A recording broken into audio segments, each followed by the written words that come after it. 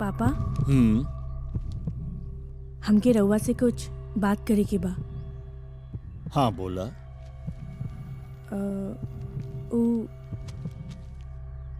उ हम बिया नहीं कइल चाहता नहीं। काहे? हमके आगे और पढ़ाई करे के बा। अरे तई कौन समस्या बा बेटी, जहाँ तोहार बियाह हो रहल बा ऊ लोग भी पढ़ल लिखल और संस्कारी हवन। तू तो बियाह के बाद भी पढ़ सकेलू। पापा हम अपन जिंदगी अपन तरीका से जियल चाहतानी। तो कैसन जिंदगी जियल चाहतारू? ये बात तोहार प्रोफेसर हमरा के बता चुकल बाड़न। ऊ प्रोफेसर? बात देखा बेटा, हम जौन कुछ भी कर रहल बा तोहार खुशी और भलाई खातिर कर रहल बा। पापा ना, यही हमार फैसला।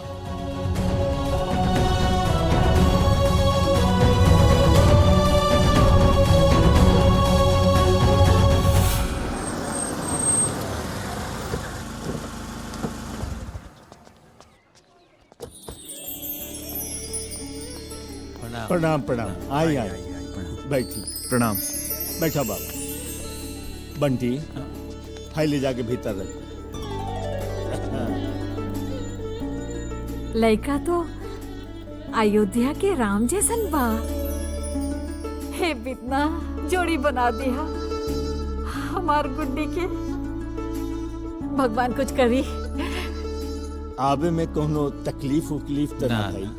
अच्छा से आगे हाँ, हम सोचने की कहीं गड्ढा उड्ढा बरसात के समय बा। लगा था आज पोल खुल जाए।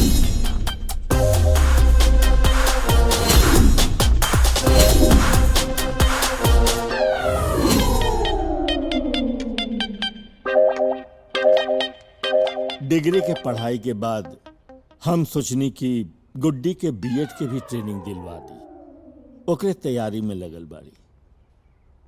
अच्छा बा, अगर पढ़े के चाहता रही तो जैसे यहाँ पढ़त रही वैसे वहाँ पढ़ी हैं। हम उनका के बहू खानी ना बेटी खानी रखब। हमरा घर के यह परंपरा है। राउर और राउर परिवार के विचार के बारे में पंडित जी हमरा के सब कुछ बता चुकल बाड़े। अच्छा अच्छा। बाकी आज आपके मुंह से सुन के हमार मन में शांति हो गई।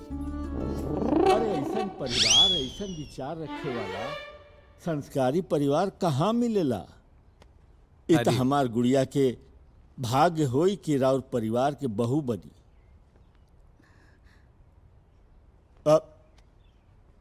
अरे शांति, अरे तनी चाय वाय के व्यवस्था करा। जो हम ना जाए, हम ना जो ना। अरे जो तू चला ना। अरे तबले कुछ नाश्ता वास्ता कल जाओ।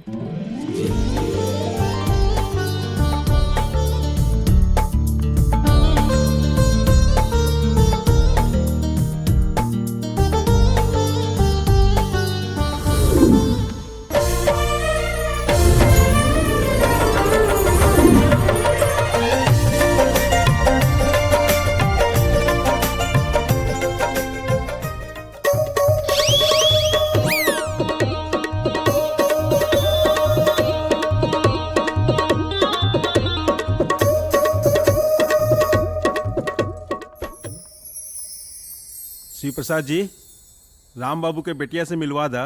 नया जमाना है, शादी से पहले जान पहचान हो जाई तो अच्छा रही। जी तो ठीक बात। अब देख लो।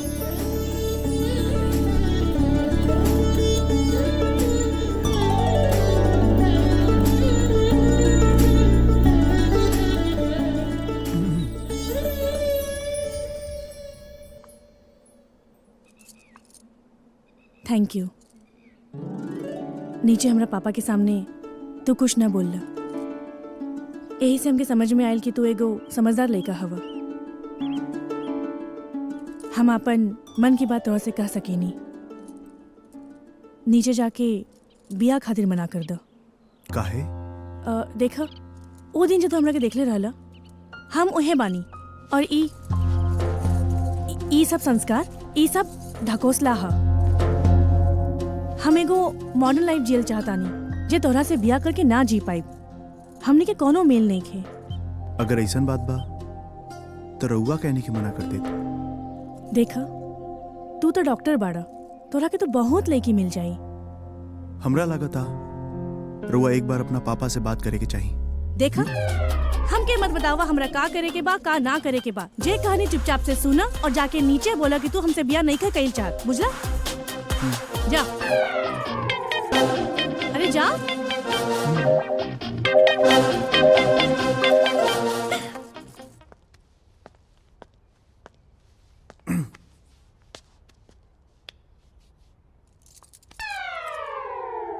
जी का हम रिश्ता पक्का समझी? बाबू का हो?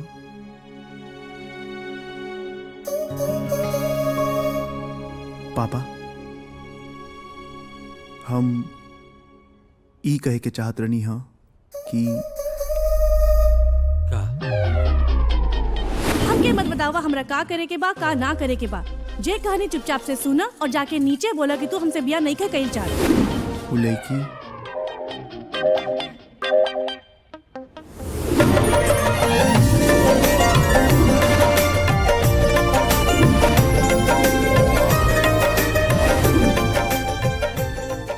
हमरा बहुत पसंद बाड़ी। अरे रिश्ता पक्का हो गई, मुंह मीठा करवाई।